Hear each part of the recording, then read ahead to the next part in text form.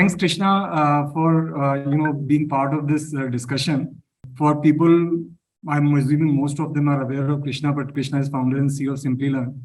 Very distinctive thing about Krishna, and I've known him now for last more than 10 years, is that I think he worked for one company maybe for less than a year after his college, and for last 22 years he's been an entrepreneur. Started one company, sold it, and then started Simplilearn about 10-12 years back. Krishna has also been a great supporter of Stellaris, part of our Founder Network group. And I'm sure, again, people know about Simplilearn, one of the large edtech company in the professional skilling space from India. Recently became part of the Blackstone group as well. So congratulations, Krishna, for that. And thank you, Rahul. Thank you for having me on the show. So Krishna, what we'll do is we'll ask you a few questions. Hopefully, the attempt is to help budding entrepreneurs learn from your experience. Actually, the peculiar thing that you never worked for any company. I'm just curious, what was the thinking at that time as to why do you start as an entrepreneur so early in life? And because you never worked, were there some positives and negatives? And were there some things you never had to do, and then there were some challenges you faced when you started as an entrepreneur in your first company? And when I started my first venture, I had 3 other co-founders. So there are 4 of us who started this together. And there was just one common theme that all of us were struggling at that point of time. So we graduated from engineering colleges and we thought that we'll go to the work and we'll do something really good. But when we joined a respective company, I was with Infosys, my other co-founders were with IBM and Wipro. We realized that we were going to the companies and there is no work at all. So we thought that maybe wait for some more time, some work will happen. But within 6-8 months, we realized that this is the nature of the industry. They are growing at such a massive pace that they always wanted to keep a lot of people just floating around with the anticipation that as soon as the work comes, will get deployed. So the inefficiency was by design built in. So unfortunately, I had no work. I didn't do anything in the 6-8 months. Then I really got bored. And I started talking to some of my school friends. And that's where I met my co-founders who were also in the same boat. And we decided that let's do something of our own rather than just going to these companies and doing nothing. So that was one thought, that we wanted to do some work and not just go and do nothing. Other part also, when we looked at financially, also we realized that during those times, salaries used to be really very low. On an average, salaries used to be about 15,000-20,000 per month. So we did our own calculation and realized that kind of money we can make by doing something or other. It's not that big amount. And all of us are bachelors, early 20s, staying in a group. So our expenses were also not that high. So that became the real driver, that let's do something. That's how it started. And when we started, none of us had any work experience. Like average, everybody was less than 1 year. Yeah. All of us graduated in 99 and we started in 2000. So we really don't know what company stands for, what we're supposed to do. There was no concept also to tell that, okay, a company should have a product or a service and we should go and market. The word marketing also was new to us because there is no marketing subject in engineering, right? Nowadays, a lot of information is available, but during those days, there was no internet also. So all this was like not so easy to find. But I think this desire to do some meaningful work was a common theme between 4 of us. So we stuck together, and this I'm talking about early 2000. And then 2001 happens. 2001, literally after that 9/11, things became very slow. Nothing was happening. But we stuck on, and fortunately, we had also raised a little bit of money before the 9/11 incident. In fact, just like a couple of days here and there is what we raised our first capital from Sobha Group at that point of time. They wanted to do something on the tech side. So that money kept us floating during those tough time, but we never gave up, right? Obviously, there was a bad time, we never gave up. But one thing led to another, and we got some opportunities to get into Saudi Arabia as a market. When you think about 2002, Saudi Arabia appears to be a very like unknown market. People are not willing to travel to those markets. The aspirations of most of the like Indian techies used to be that to travel to US, Europe, maybe to Singapore, but Saudi was not in someone's distance dream also. But somehow when we reached Saudi, we realized that the banks there were very advanced. They were using all kinds of technology. In fact, when we used to visit some of those banks in Saudi Arabia, many times those banks head used to say that this branch alone makes more money than some of the banks in Pakistan or some of the banks in Egypt and so on, because most of those leaders used to be from Pakistan, Egypt, Bangladesh, a lot from India also. So the banks are very rich. So there we chanced upon an opportunity to build an SMS banking product. It was a very, very simple product, and that product did extremely well for us. It was just a gateway that was connected with core banking, ATM system, insurance system. That did so well that we were completely changed the trajectory of the business from like a really struggling, doing nothing. Suddenly we became a product company, very much in demand. The likes of Citibank, HSBC, ABN AMRO, they started saying that, okay, we saw that we have implemented this in Citi, we also want to implement, and so on. So that was a very, very good experience, right? From knowing nothing, nothing about business, somehow surviving, then chancing upon a market, building a product that also happened just by chance, that we were talking to an IT head and he said, I'm looking for something like this. I'm not getting it. Then we said, okay, let's do it as a project. We'll do it. Then we realized that, okay, while we are doing this for one bank as a project, let's identify the pain point and can we do something that we can sell it to other banks. So that's how that whole product started. So that company did extremely well. I think from almost nothing and when we sold in 2007, it was a highly profitable company, though small. I think when we sold in 2007, the revenue was roughly about 20 crore, but profits were 10 crore. So hugely profitable business. And it was an STPI unit. So it was also tax free. So that time also, I think by the time it was already 7 years that we ran this company, and from early 20s, we became like almost late 20s. So we decided that maybe it's a time to exit. And we also got again somebody in our network who came and sold this concept that, okay, you guys have run this business, now it's doing very well. So why don't you sell it and move on to do something else? So that was the trigger for us to sell this company. So in 2007, we sold that to a listed company in India called Varji Informatics. Yeah. So it was a good experience. And I'll not say it was a very great experience, because I think the first couple of years was a big struggle of, we don't know what the struggle was. We don't know what we were doing, but we were somehow there. We were just decided to hang and not give up, and kept on trying different things. But eventually, I think the exit was decent and it was also good learning. And when I completed that acquisition got completed in 2007, I moved out of that company in 2008. And in 2008 also, when I think of Bangalore, I think startup and this whole ecosystem of startup, venture funds, a lot of people trying newer ideas, still new. It was not that popular the way we saw in the way we see now in the last couple of years, still very early. So when I was in the market trying to figure it out, that what do I do next, tried a couple of ideas. And one of the idea was a Simplilearn blog. So that here my personal interest was to learn blogging, learn internet, because what I heard in 2008 after coming out of TechUnified was that internet is going to become a real big deal, and actually it has become a real big deal in the last 12, 13 years. But those time was still very early. I remember, Krishna, that what started as a blog, right? Just walk us through the journey of how it became Simplilearn as we know today. As in, I know you also were training people as part of the passion and the interest that you had. When did this occur that this could be a large business that you can build? Yeah. So Rahul, when I started this blog, I had two interests in mind. So I, in general, love reading and writing. So I could write whatever I want on the blog. So that was one good point about having your own blog. The other part was that in my previous setup, among the 4 co-founders, though everybody started at the same level with a similar kind of education background, people moved into different roles based on their own interest. So I was heading the entire operations. So I was taking care of like product delivery and so on. So one of my difficult job in the last company was when we were building this development center in Riyadh, identifying people who are ready to go there. So it was not that easy during those markets also. If you ask someone to go on site to US, there are so many takers, but asking people to travel to Riyadh was not that easy. So we started building a lot of good training models that, okay, how do I identify people who are not so great, but maybe we train them on the products, let them spend time with some of the good people that we had, so that they can go and be present, be sitting within a bank, because this implementation used to always happen at the bank's end.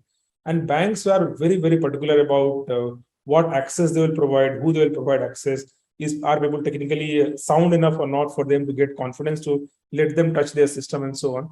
So this whole like getting people ready for a role, helping them, deploying across various locations was always a challenge that I was working on in the last couple of years before we exited TechUnified.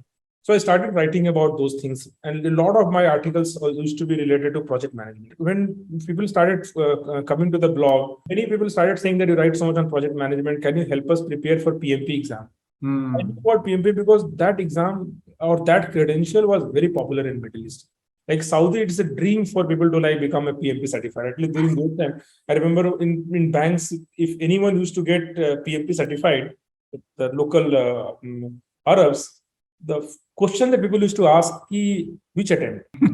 It's not about passing PMPs, but like in how many attempts. So even if people do 2-3 times, it was considered to be a big achievement. So I started looking on the internet, how do people currently prepare for the exam? Most common method was attending a offline bootcamp. It used to be a 5 days of bootcamp you attend, and then you can go and write the exam and get certified. Now, this was a model which was across the world. So US now also the certification is very, very popular. That time also it used to be very popular. And everywhere the model was 5 days bootcamp and then you write the exam.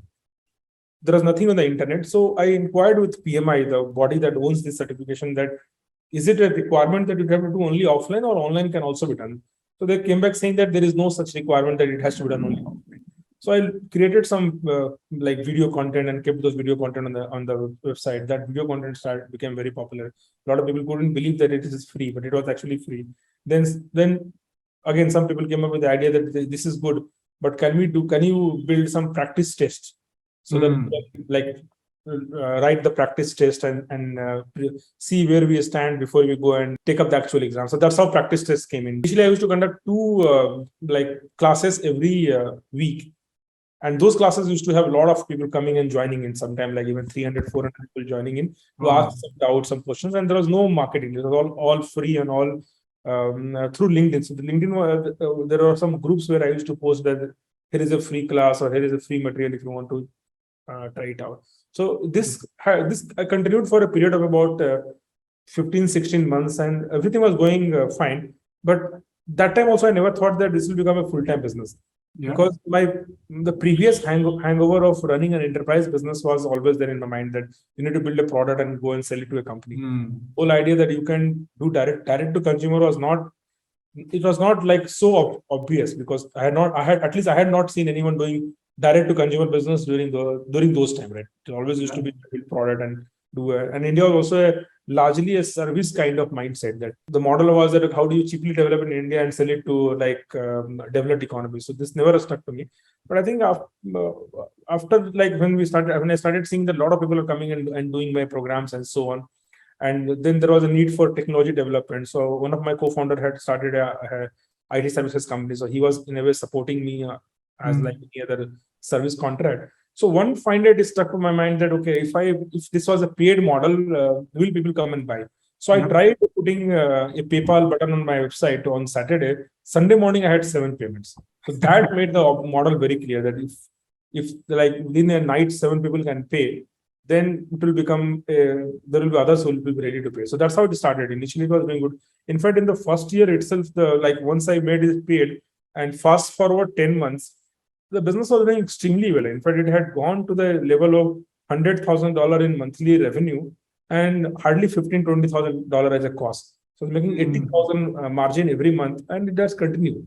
So that also was the reason that we moved to the next stage. That any business that you build where you can easily scale to 100,000 and make $80,000 kind of profit every month, unless you build some entry barriers, is not going to be sustainable. So that was the journey that led me to start talking to the venture funds, and then the journey started off. By the time, I think this whole venture fund was also getting built at the same time.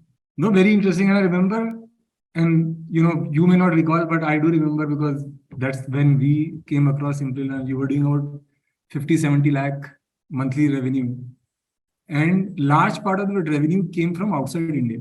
Yes. And I think in that sense, the business was very unique. I don't think at that time we had seen a edtech company building a global business. Was that a thought, or was that just happened organically? Was it a little more bottoms up, top down? I'm just curious.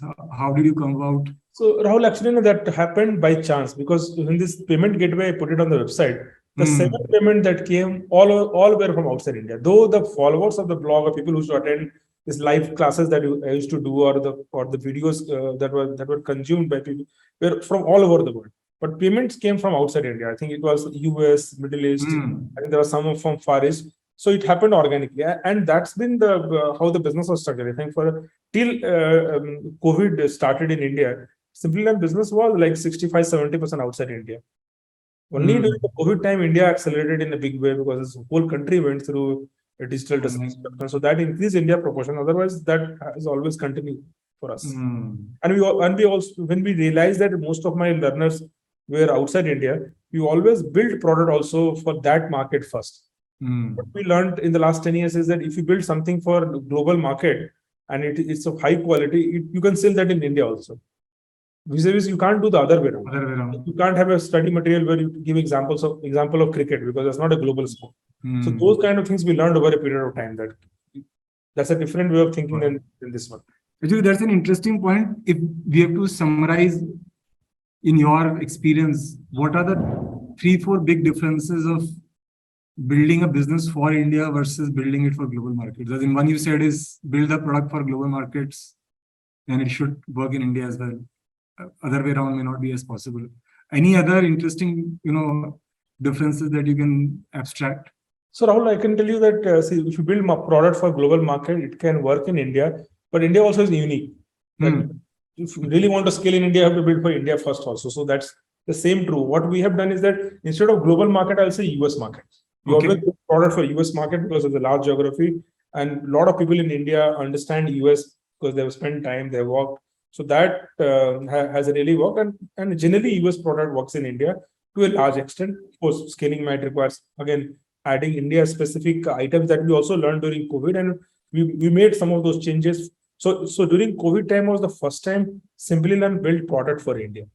Never had product for India. It was always used to be like global product, US product being sold in India also. But in COVID, India went through such a big growth that we built India-specific product also. And that has really helped us a lot. In fact, this is our maybe more than 2 years. So we are in the third year in a row where my India consumer business is growing at the rate of 100% year over year. Because of some of the India specific product that we never had and we started adding, and that has really helped our India growth to completely Krishna, give 1 or 2 examples. What is India specific? Like for example, pricing, content. Like for example, we started our work with working with certification bodies. So when this PMI thing, PMP certification clicked, we added ITIL, we added Scrum, we added Six Sigma, security. There are so many certifications and so on. Now, when we see that the world has moved, that not only certification bodies are the one who allow you to add some skills to your resume. Now, even universities are also open to this idea of building such kind of programs and letting those programs get sold under them. Again, because of our global model, when we started thinking about working with universities in building program, we partnered with US universities. So we partnered with MIT, Caltech, Wharton, Purdue, and we started selling the same programs in India. So our first set of programs that we sold were Purdue programs in India. Interesting. Then at some point I realized that, okay, this Purdue and Wharton sell in India, but if you nothing like beats an IIT or an IIM. So we started partnering with IITs. But traditionally we are not. So that the product became an India specific product where we partnered with IITs to sell that product only in India. Though there are IITs product which get sold outside India also in a limited number. But that again completely helped us scale because we already have the traffic and inquiries. And on those traffic and inquiries, we were only pushing Purdue. We started pushing IITs. Another example of product that we built only for India was this job guarantee offering that we launched. We work with a lot of enterprises. We work with people who already have a job and helping them get a better job. So our business traditionally has been reskilling and upskilling. It is not helping people get their first job. It's always helping people get their second, third job or getting a promotion in the current job. We realized this need in the market. There are a lot of fresh graduates coming up from the colleges, and they don't get job because in colleges they're not really getting to learn the skill that is required in the industry.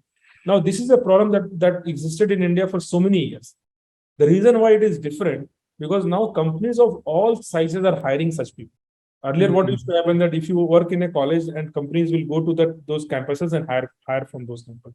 During COVID time, most of those large companies made their hiring completely online. They made completely online. They made it open for all students, not limiting only to the campuses. And they also introduced differential pay. Like some of these large services companies, they hire at 3.5 lakhs also, they hire at 5 lakhs also, they hire at 7.5 lakhs also, freshers, depending upon what skills that you have. One of the large companies started this trend, but now most companies, large companies are following this trend. They call it a skill allowance. That your base salary is this, but if you know cloud, you get 2 lakhs of skill allowance. Or if you know data, you get this skill allowance. So that model has got established. Now, the moment they opened for all colleges, then students started looking for these courses that I want to get into that 5 lakhs job or a 7 lakhs job, not a 3.5 lakh job. So that opened up the market. That's one like macro factor. Other macro factor happened that most startups, when you look at any tech startup, they are hiring freshers. They never used to. Yeah. I remember like with my CTO struggling to say that we should take some freshers, train them. They'll always come back with the answer that we don't have a time to train them. We want people who are ready-made. Let's pay high, but they become more productive. But now I see that all companies of a certain size, they are trying to hire these guys because they know that they're already exposed to them. Couple of months, they will work as part of the team and they'll become fully productive. So this opened up this this whole trained freshers to be deployed within the companies across skill, not only in technology. I've seen that happening on data side, happening on cyber side, happening on the cloud side. So this product that we build, job guarantee program for it, this is only India specific product. We're not selling to any other market. If you have to look at last 10 years, Krishna, if there are 1 or 2 or maybe 3 inflection points in journey of Simplilearn, what would they be? I think the first will be all that this whole realization that this can be a paid, this can be a business. Like when the first payment, that was the one realization. Then the next realization was that, okay, why am I doing only online? I should do offline. And that's where we started a lot of offline classes. Like I think when Clear had invested, if you remember, we used to do 500 classes in 100 cities in the world with no presence everywhere else. That also gave us a lot of scale. So that was the second inflection point that this can become like we can have centers all across the world. The demand generation can happen centrally on the website, but fulfillment can happen in the local market. In fact, that point of time, we struggled with this question that are we a training company or are we a listing company? We also evaluated this, that why don't we become a listing company, not only list our classes, list everybody's classes also in those geographies. But then we decided to like own the entire experience and we didn't go that listing route. So that was second inflection point. And then third was in 2015, when we took this call that we can't be doing online, we can't be doing offline at the same time. So now the question has again come back to the table. I will talk about it. But that time it took a call that we'll stop this whole offline. Let's focus on online interactive classes. I think that has really helped because the kind of technology that we built over these years, that how do I provide the best in class experience while you are in the class? How do I identify out of say 50 students who are in the class, which students do not require any intervention? They can finish it on their own. Which students will not finish whatever you try? And who are those students? If you provide them extra help, they'll end up becoming successful. So those kind of technology we built in terms of looking at their activity in our LMS, grading them, and telling our teaching assistants that these are the guys whom we focus, because if you can little bit push, they will complete the program successfully and so on. So I think that point really helped in that sense. So that was a big inflection point, because when we took that call, we almost lost 70% of our revenue. I think 2015 itself, we were doing about 70-80 crore in revenue, and we almost let go of 50-60 crore revenue. So that was also a big inflection point in terms of really making us a strong online interactive cohort-based learning player. And if there's one thing that you would have done differently in hindsight, Krishna, what would that be in last 10 years? I think what I would have done maybe differently was that, so when the origin of the company was that I started offering something free and then made it paid. In some form or other, that model continued, right? We still have so Simplilearn, to give you an idea about traffic. So right now, my website traffic is about 12 million visitors a month. Wow. And if I add my social media and my YouTube presence, it will be another 12 million. So we have a really huge top of the funnel. But I think this could have been 100 million. If that focus that I had that, okay, like for example, what we are right now doing, in fact, after the Blackstone investment, that's an area that we are super focused and putting a lot of resources and bandwidth on a product called SkillUp. So the call that we have taken is that Simplilearn stands for interactive cohort-based classes, that you come in a cohort, learn in a cohort, and move on. And there's a teaching assistant, there's an instructor, whole support for you to complete whatever you are looking at completing successfully. Now, if you want to self-learn, if you want to learn from video, entire Simplilearn curriculum is free. So we have a product called Skill Up where we made our entire curriculum free. You can complete the program on your own. You can also get a certificate also on your own. No question. On that product, we are onboarding 120,000 learners every month, all organically. Now, what we are doing right now, had we continued from the beginning, then I think that would have created we should have done this freemium in a much better way than what we have done. So our current freemium that gives us so much of traffic is like free resources, article, webinar, case study, some kind of like handbook and so on. I think this model we should have done from day one, that a part of the program is free. And then there is some value adds that are paid. I think that would have really helped us be in a totally different league. But the good news is that we are now and it's working out very, very well for us. Very nice. Very interesting. Almost like 1/3 of my engineering and tech bandwidth is just going on this, which is a very costly investment. Again, learning back from your journey, if there is one advice you can give to the founders on what not to do. Never do something because it's a trend. Trend always goes up and down. You should do something because that area interests you. There's something that really pushes you to do good work in that space. And at the end of the day, if your business is not successful, which many businesses are not, because it's not only about your competencies, there are a lot of things you need to align for a business to be successful. At least you should be feeling good that I tried doing something in an area. And while doing so, I really liked the whole experience of being part of that industry or that problem statement or working with that particular team. Because the moment you have that kind of thought process, you can sustain for a long time. So let's wrap up this discussion with some short rapid fire questions. 3 adjectives that describe Krishna. Sincere, disciplined, focused. Nice. I am assuming you read books. If yes, what is your favorite book and why? So I'll divide that question, Rahul, into 2 parts. For a long time as a student, one of the books that I really loved, and now also I like it, a book by Hari Singh Dinkar. He was also a national poet. He's written this book called Rashmi Rafi. That used to be my all-time favorite book. That book is about this whole Mahabharat war and dedicated to Karna. Small book, but it was a very impactful book. So one of my all-time favorite book. Of lately, of course, I read a lot of books. I think some of the books that really stand apart is a book called Sapiens and the history of humankind, both books by the same writer. One trait that you have developed in your entrepreneurial journey? Patience. Patience. Interesting. One thing that you like to do outside work? I think outside work, I like reading. In general, I like participating in outdoor sports, though I'm a very bad sportsman.